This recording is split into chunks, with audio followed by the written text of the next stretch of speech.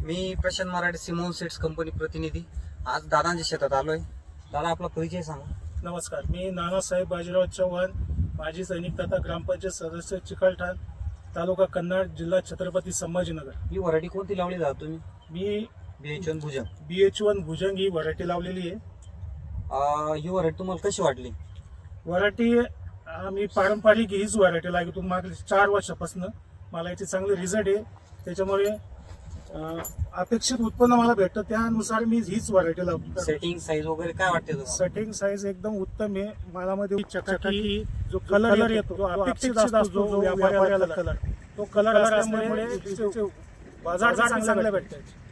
आज काय रेट माल दिलेला आपण? आज 10.50 पैशाने, आज 11 मार्च रोजी हा माल हार्वेस्टिंग चालू आहे. 10.50 पैसे दिलेला आहे. किती एकर लागवड? ही 2.5 एकर मध्ये लागवड. अपेक्षित उत्पन्न काय वाटतंय सर? अपेक्षित उत्पन्न मला काल एक गाडी लोड झाली, अर्धा प्लॉट गेला. मला काल 20 टन झालं. आज अजून 35 टनची गाडी भरव. मला अपेक्षित उत्पन्न आहे 22 ते 23 टन एक माझा अपेक्षित उत्पन्न.